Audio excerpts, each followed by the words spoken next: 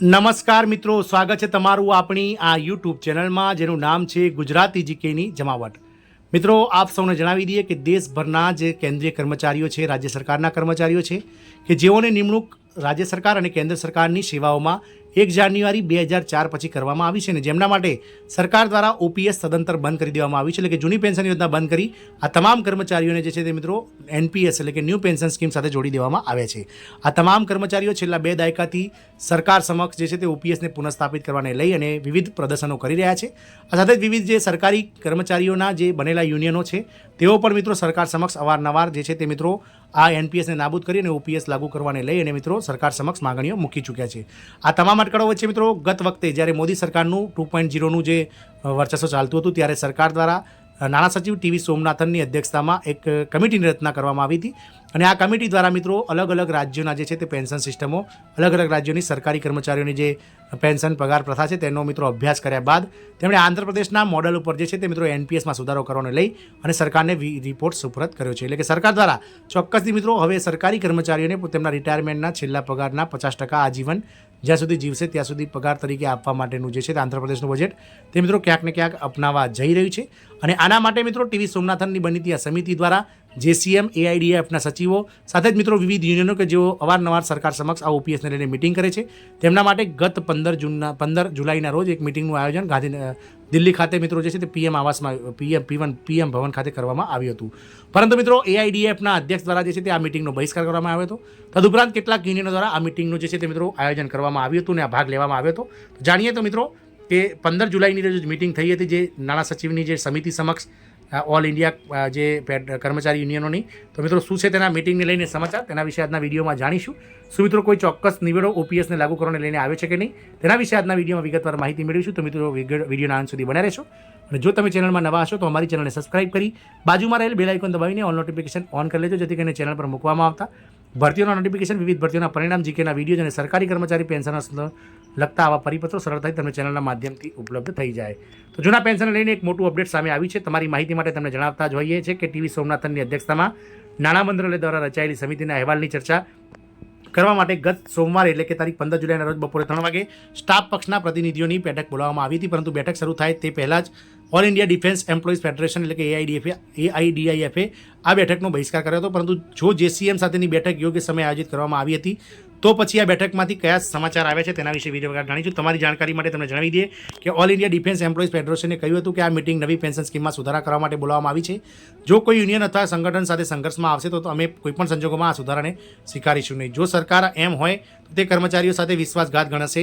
તેથી જ્યારે સરકાર જૂની પેન્શન લાગુ કરવા માટે બેઠક બોલાવશે તો અમે તેને આવકારીશું, પરંતુ અમે એનપીએસમાં થયેલ સુધારાને કોઈપણ સંજોગોમાં સ્વીકારીશું નહીં.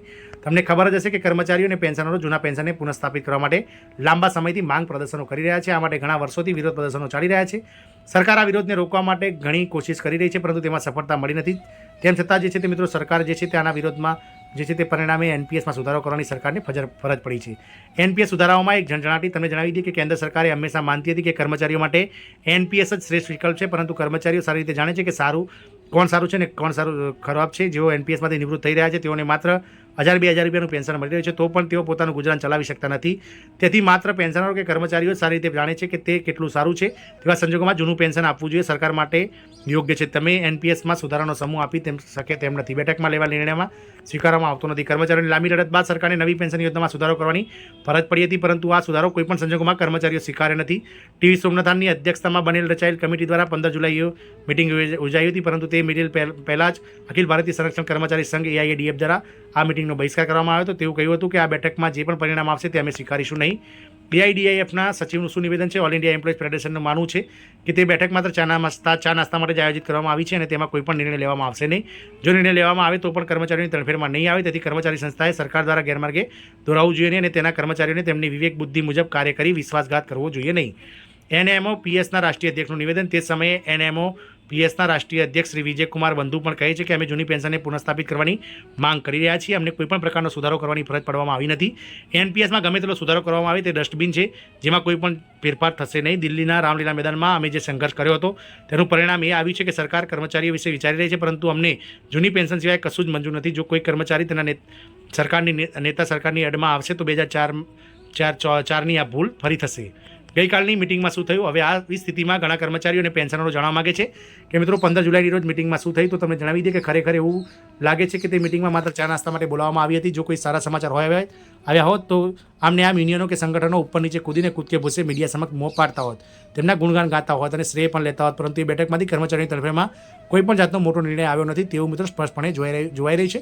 અને આ મિટિંગ 15 જુલાઈની ફક્ત ચા નાસ્તા માટે આયોજિત કરવામાં આવી હોય તેવું લાગી રહ્યું છે. હાલ સરકાર ટીવી સોમનાથનની જે મિત્રો અધ્યક્ષતામાં જે સમિતિ રચાઈ હતી તેના રિપોર્ટ પર કામ કરી રહી છે અને આગામી બજેટમાં મિત્રો ક્યાંક ને ક્યાંક એનપીએસમાં સુધારો જે છે તે સરકાર જાહેર કરી શકે છે. સરકાર દ્વારા મિત્રો એનપીએસમાં આંધ્રપ્રદેશના મોડેલને રજૂ કરવાનું જે છે તે સમિતિએ સરકારને સૂચન કર્યું છે અને નિવૃત્ત કર્મચારીને જે છે તે એનપીએસના જે છે તે મિત્રો કોન્ટ્રીબ્યુશન રિટાયરમેન્ટ સમયે જે એનપીએસનું જે ભંડોળ હોય છે, આખી જે સર્વિસ દરમિયાન રોકેલ પૈસા, તેમાંથી 60% રકમ જે છે તે કર્મચારીને મળતી હોય છે અને 40% રકમમાંથી પેન્શન સરકાર આપે છે. કર્મચારીના મિત્રો ગેરહાજરીમાં આ જે બાકી રહેલા 40% રકમ વ્યાજ વગર તેના નોમિનીઝ એટલે કે મિત્રો તેના વારસદારને મળતા હોય છે.